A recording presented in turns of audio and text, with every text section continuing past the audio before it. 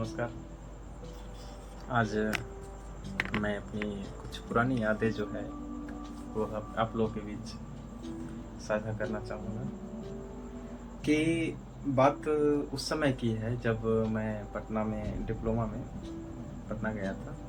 और पटना में एक कोचिंग था डिप्लोमा में, जेआरएस मंत्रा करके, अभी भी है, अभी भी वही सर है, वही कोचिंग है। जगह चेंज हो गया मतलब, मगर नया जो जगह अभी चल रहा है वो जगह पे भी मैं गया हूँ, पढ़ा हूँ। तो आज बात ऐसा है कि मैं आरसीसी, रेनफोर्स सीमेंट कंक्रीट, एक हम लोग का सिलेबस में एक सब्जेक्ट है, वो पढ़ रहा था। पढ़ते पढ़ते जो है सर का जो ये हैंड राइटिंग है ये सामने आ गया। सर की हैंड राइटिंग को देख कर, ये हैंड राइटिंग मतलब पता नहीं स्पष्ट दिखेगा या नहीं दिखेगा, मैं यहाँ पे क्लिप डाल दूँगा। ये हैंड राइटिंग तब की है जब होता क्या था कि जब सर पढ़ाते थे, पढ़ाते पढ़ाते जब सबका मतलब क्लास ओवर हो जाता था 2 घंटे का, तो कुछ लोग बैठते थे बाद में अच्छे से। कुछ कुछ लोग तो इसलिए बैठते थे कि अच्छे से मतलब हंसी मजाक करे सर से और माइंड को फ्रेश करें। कुछ इसलिए बैठते थे कि 10 लड़का मिल के एडमिशन ले रहे हैं तो कुछ डिस्काउंट मिल जाए। कुछ इसलिए बैठते थे कि मोटिवेशन मिल जाए।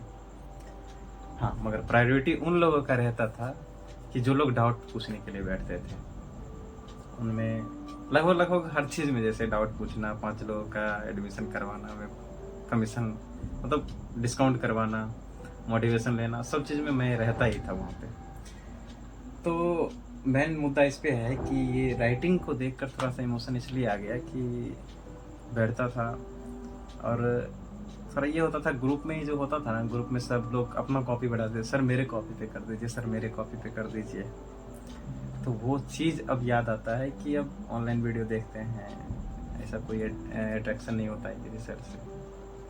अब ऐसे उन सर से इसलिए अट्रैक्शन ज़्यादा है कि होता है ना, वो सर नहीं थे, कह लीजिए तो बाहर में रह रहे हैं तो आपकी फैमिली का टेंशन, फैमिली का जो होता है ना सदस्य मेंबरशिप, वो खलने नहीं देते थे सर कि हाँ अकेला हो। एक भाई की तरह, एक गार्जियन की तरह, एक दोस्त की तरह, एक टीचर की तरह, लगभग सब सर ऐसे ही थे। जितेश सर, रजनीश सर, सावन सर, तीनों में ये क्वालिटी था कि कभी बच्चे को ऐसा फील नहीं होने देते थे कि वो इस भाग दौड़ की ज़िंदगी में पटना में अकेला है। एक भाई बनकर, एक दोस्त बनकर, कुछ भी समस्या हो सॉल्यूशन देते थे। तो इसी वजह से अटैचमेंट हो गया था उनसे, कुछ ज़्यादा ही हो गया था। अगर रेटिंग देने के लिए बोला जाए एज ऑनेस्टी, लगभग सब 5 देगा, सब 5। बोला जाए तो 4 भी खराब रेटिंग नहीं है, अगर सब 5 देगा। तो इसी पे मैं कल ही लिखा था, 2 पंक्ति लिखा था। और 2 पंक्ति लिखने के साथ, क्योंकि उस समय कल रात भी ज़्यादा हो गई थी, आज भी एक बज रहा है, कल सुबह 4 हो गया था लिखते लिखते। बस जो मन में आया लिखा हूँ और सोचा आज आप लोगों के सामने मैं सुनाऊँ अपनी टूटी फूटी भाषा में जो भी हुआ कल 1-1.5 घंटे में, जो भी मैंने लिखा अपने पोएट्री अंदाज में सुनाना चाहता हूँ कि आज फिर सुबह उठकर जेआरएस मंत्रा जाने का दिल करता है। जेआरएस मंत्रा, आज फिर सुबह उठकर जेआरएस मंत्रा जाने को दिल करता है। आज फिर सभी कॉपी को संजोग बस्ता उठाने को मन करता है। सुबह उठना, तैयार होना, रास्ते में बातें करते कोचिंग को जाना।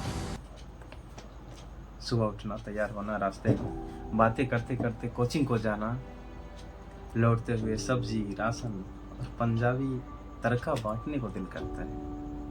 एक पंजाबी तड़का खरीदते थे और हम 3 लोग रहते थे, मतलब मेरे को लगा कि 4 लोग और मेरे को छोड़ के 3 लोग, साकेत, सन्नी और सौरभ, हम लोग 4 लोग रहे हैं हमेशा साथ में।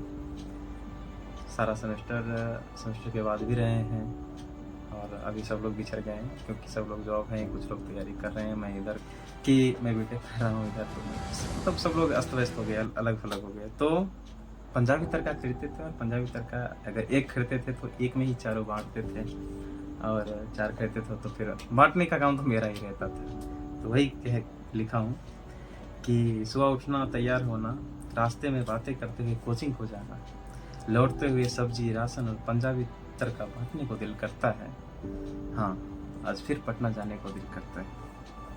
आज फिर पटना जाने को दिल करता है। अब हम चलते हैं कोचिंग की तरफ। कि वो बात अलग थी कि क्लास से पहले गेट पर खड़ा रहना होता था। वो बात अलग थी, क्लास से पहले गेट पर खड़ा रहना होता था। अंदर जाने के लिए जीतेश सर से पैरवी करवाना पड़ता था। अब इसका रीज़न भी बताऊंगा थोड़ी देर में। कि वो बात अलग थी कि क्लास से पहले गेट पर खड़ा रहना होता था। अंदर जाने के लिए जीतेश सर से पैरवी करवाना पड़ता था। दो दिनों की मोहलत लेकर हर रोज का कहानी यही होता था। कुछ दिनों में पैसे दे देंगे सर, यह बोलकर पढ़ाई करना होता था। जिन लोगों का पैसा जमा नहीं होता था उन लोगों को पहले मतलब गेट बंद रखते थे। एक भैया थे, उनका नाम याद नहीं आ रहा है मेरे को, तो वो रोक के रखते थे। और जब तक जीतेश सर नहीं आते थे तब तक वो रोक के रखते थे। जीतेश सर आते थे तो सब पैरवी करवाते थे, तो धीरे धीरे अंदर जाने के लिए मिलता था। मगर होता क्या था कि अंदर तो जाना ही है, ये बात सबको पता रहता था। मगर लड़कियों के सामने गेट पर खड़ा रहना किसको अच्छा लगता था? क्योंकि सामने में ही लड़कियां लोग बैठती थी। तो लगभग हर स्कूल में, हर कॉलेज में ऐसा होता था कि लड़कियों के सामने थोड़ा अपना बेइज्जती होता है तो थोड़ा अच्छा नहीं लगता। अंदर तो जाना ही है, यह बात सबको पता रहता था। मगर लड़कियों के सामने गेट पर खड़ा रहना किसको अच्छा लगता था? अब क्लास के अंदर चलते हैं कि रजनी सर की क्लास में आगे बैठना।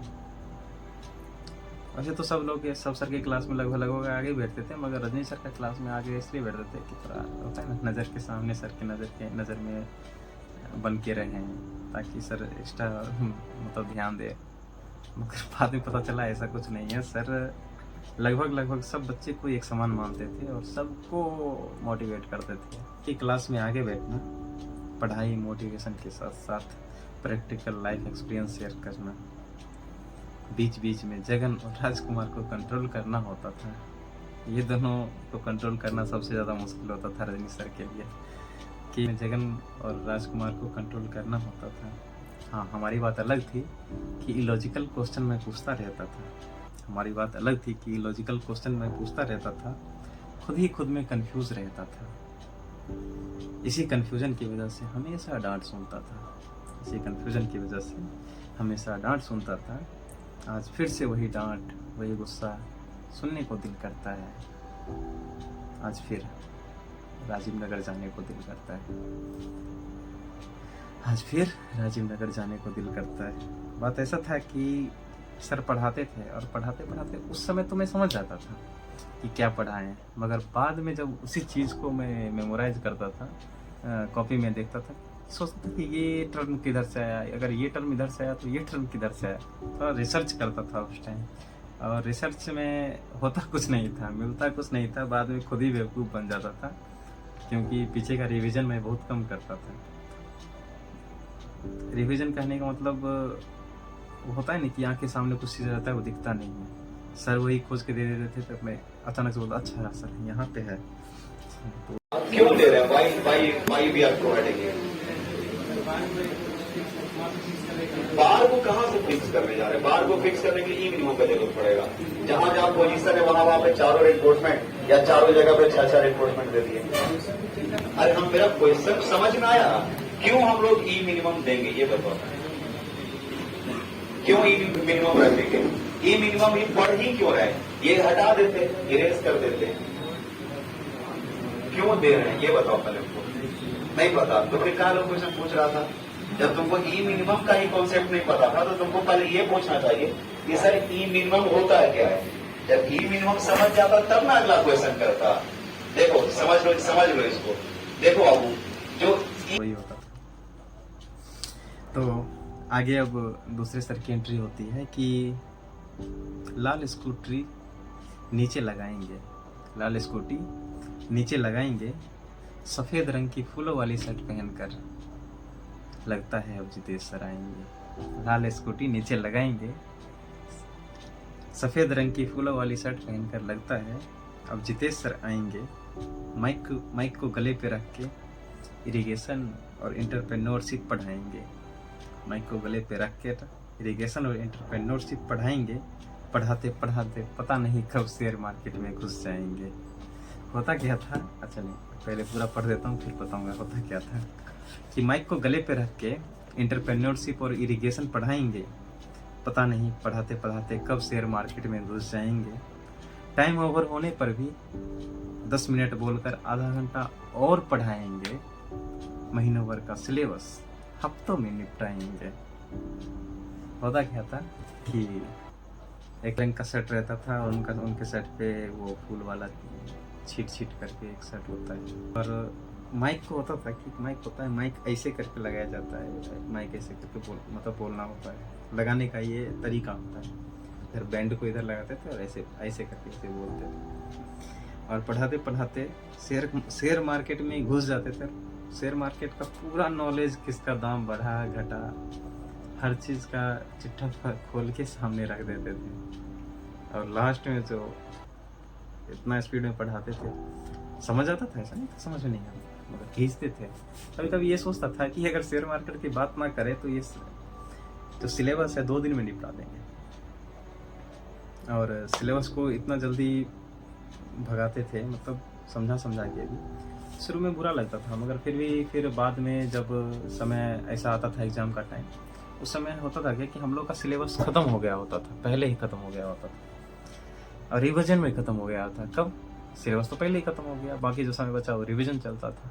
तो उस समय अच्छा लगता था, अरे यार रिवीजन तो हो ही गया, प्रेशर कम रहता था। और इतना लोड दे देते थे सर, अब उस लोड का असली महत्व पता चलता है कि हमारा कैपेसिटी बढ़ गया है। जो वीडियो पहले घर पे एक दिन में 2 वीडियो देखते थे, 2 वीडियो ही अपलोड होता था जनरली, वो एक दिन में 10-10 वीडियो 15-15 वीडियो देखना होता था और देख लेते थे 2x पे 2.5 पे। एग्ज़ाम में तो 3 पे देखते थे हम तो 2 से ज़्यादा नहीं जाते थे, मगर साकेत 3 पे 2.5 पे, ऐसे 2.5 से नीचे कोई वीडियो तो साकेत देखता ही नहीं था। तो वो मिस कर रहा हूँ अभी।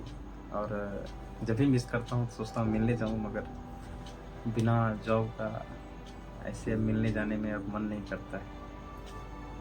कभी कभी ऐसा लगता है कि हम मैच्योर हो गए या हमारी सोच बदल गई, फीलिंग्स बदल गई, पता नहीं क्या हो गया। चलिए छोड़िए, अब थोड़ा आगे बढ़ते हैं कि शनिवार का दिन है आज। मान लीजिए शनिवार का दिन। लगता है गया से पटना जाने वाली ट्रेन आज लेट है। लगता है कि गया से पटना जाने वाली ट्रेन आज लेट है। शायद ट्रेन को पता नहीं कि सावन सर का क्लास का टाइम टेबल सेट है। गया से परेशान होते हुए स्टील पढ़ाने आए हैं। गया से एकदम दौड़ते धूपते बहुत परेशान होके सर आते थे। एकदम गया में रहते थे और सैटरडे को, मतलब सैटरडे संडे को पढ़ाते थे। लगातार उनका क्लास रहता था 4-4 घंटे का 2 दिन। कि गया से परेशान होते हुए स्टील पढ़ाने आए हैं। स्वागत कीजिए हमारे सावन सर पधारे हैं। नट बोल्ट को थूर कर कनेक्शन, रूफ और ट्रस बनाए हैं। 4-4, 5-5 घंटा लगातार बोल कर इन्वायरमेंट का भी दर्शन करवाए हैं। स्टील के बाद उनका सब्जेक्ट 6 सेमेस्टर में इन्वायरमेंट का था, तो 4-4, 5-5 घंटे बोल कर इन्वायरमेंट का दर्शन करवाए हैं। लंबा सिलेबस को सैटरडे संडे को पार लगाकर अपना हाइट घटाए हैं। ऐसे ही नहीं ये सावन सर कहलाए हैं, ऐसा ही नहीं है सावन सर कहलाए। फिर से अब कल पढ़ेंगे सर चिल्लाना है, मतलब अब कल पढ़ेंगे सर, अब छोड़ दीजिए जैसे चिल्लाते थे। कि फिर से अब कल पढ़ेंगे सर चिल्लाना है। फिर से रूम पे जाकर चावल दाल बनाना है। अगर ढंग से हर चीज़ बात बताई जाए, हर कहानी अगर बोला जाए, अगर एक वेब सीरीज बनाया जाए तो 2 सीज़न का वेब सीरीज बन जाएगा। अगर बातें को थोड़ा शॉर्ट करना है, शॉर्ट इस मोड पे करना है कि फिर से अब कल पढ़ेंगे सर चिल्लाना है। रूम पे जाकर चावल दाल बनाना है। आगे का लास्ट पंक्ति इस तरह है कि फिर से वही क्लास दोहराने को दिल करता है, फिर से वही क्लास दोहराने को दिल करता है। इंद्रपुरी 1V में चमरू से पानी के लिए फिर से लड़ने को मन करता है। अब चमरू कौन है ये तो हमारा रूममेट ही बताएगा, और पानी के लिए क्यों लड़ते थे वो तो उसी ही पता होगा।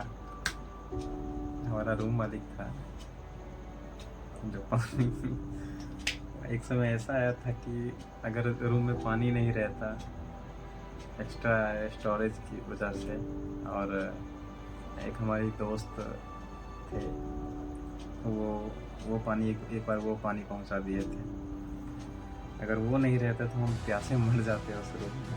इंद्रपुरी 1V में चमरू से पानी के लिए फिर से लड़ने को दिल करता है। जी हाँ, फिर से पटना जाने को दिल करता है। जी हाँ, फिर से पटना जाने को दिल करता है।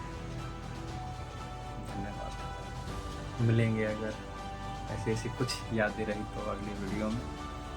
तब तक के लिए जय हिंद, जय भारत।